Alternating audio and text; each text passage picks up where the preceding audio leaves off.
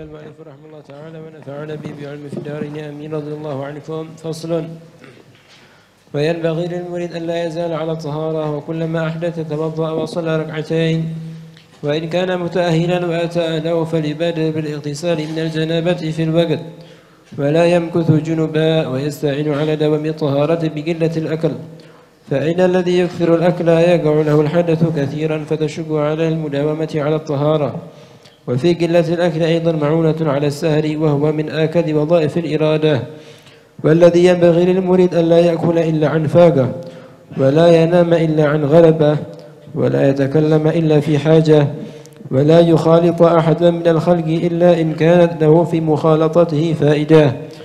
ومن أكثر الأكل قسى قلبه وثقلت جوارحه عن العبادة. وكثرة الأكل تدعو إلى كثرة النوم والكلام، والمريد إذا كثر نومه وكلامه صارت إرادته صورة لا حقيقة لها. وفي الحديث ما منع ابن آدم وعاء شرا من بطنه، حسب ابن آدم لقيمات يقمن صلبه، فإن كان لا محالة فثلث لطعامه وثلث لشرابه وثلث لنفسه.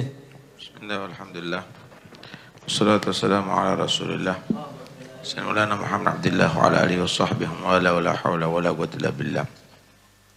Sepatutnya bagi orang yang berkehendak untuk mendapatkan ridha Allah atau derajat di sisi Allah, hendaknya selalu menjaga dia dalam keadaan suci. Suci dari hadas, baik kecil maupun besar. Setiap berhadas batal wudu, langsung dia berwudu dan sholat setelah wudunya 2 rakaat. Ini pernah Nabi SAW ketika diisrakan oleh Allah mendengarkan ketika ada di surga suara sendal daripada Bilal.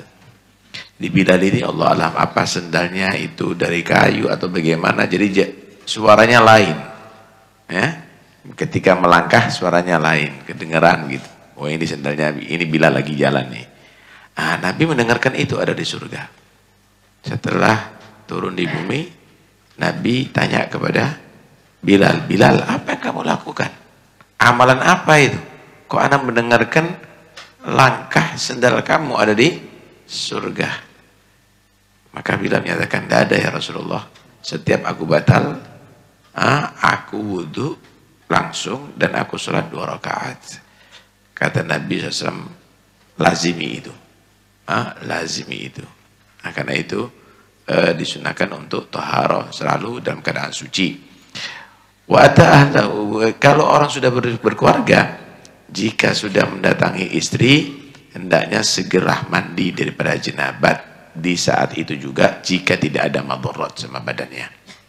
Karena ada satu riwayat Allah mewahyukan kepada Nabi Musa, ya Musa, idza nabatka naibatun wa anta ala ghairi taharatin fala talumanna illa nafsak. Musa, kalau kamu itu mendapatkan musibah dan kamu dalam keadaan berhadas, ya jangan disalahkan kecuali diri kamu sendiri.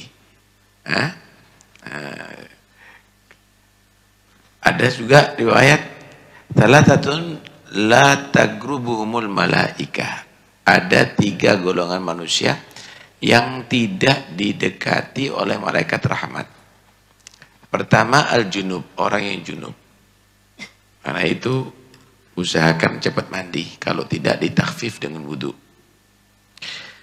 Makruh ya, tidur dalam keadaan junub, juga makan dan minum dan seterusnya ya. Kemudian wasakron, orang yang lagi mabuk nggak dekati malaikat rahmat. Yang ketiga wal mutadhammih bil khaluq, perempuan yang pakai minyak wangi, bukan untuk suami. Untuk orang luar, kalau keluar dari rumah pakai minyak wangi, nggak didekati oleh malaikat rahmat. Nah, janganlah kemudian gimana caranya supaya tidak cepat batal wudu? Dibantu dengan sedikit makan. Orang kalau banyak makan sering batal wudunya itu. Ya, makannya jangan banyak-banyak, ojo keluarkan. Karena orang kalau terlalu banyak makan, maka dia akan banyak berhadas. Sulit untuk mudawamah ala taharah, untuk selalu dalam keadaan bersuci. Laginya, orang kalau makan itu sekedar, bukan berarti harus kelaparan ya, sekedar tidak sampai terlalu kenyang, maka itu akan membantu untuk bisa qiyamul lail. Kalau sudah makan banyak, berat untuk qiyamul lail. Karena itu penting bagi seorang murid, seorang berharap untuk martabah, untuk qiyamul lail. Karena orang kalau ingin mendapatkan derajat yang tinggi kepada Allah tanpa qiyamul lail, maka itu seperti sesuatu yang sangat jauh, sesuatu yang sangat mustahil. Yaghusul bahra man talabal laali wa man talabal ula sahiral layali wa man talabal ula min ghairi kaddin adha'al umra fi talabil muhali. Orang kalau ingin derajat yang tinggi harus ada qiyamul lail, harus ada qiyamul lail. Nah, disinilah penting untuk kita mengetahui mudawamah ala taharah, selalu bertaharah. Kemudian mengurangi syiba, mengurangi rasa kenyang, tidak sampai kekenyangan.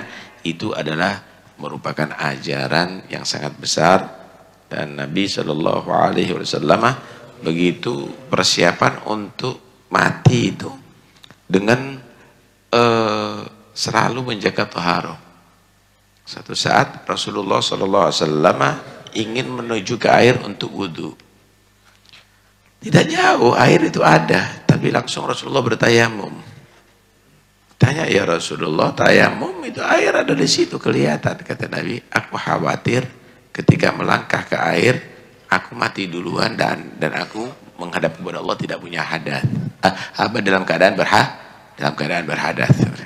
Kalau seorang nabi persiapannya untuk begitu, wakil kita yang bukan nabi, bukan wali lagi. Karena itu lazimi itu taharah, karena itu ada manfaat yang sangat besar. Wallahu a'lam.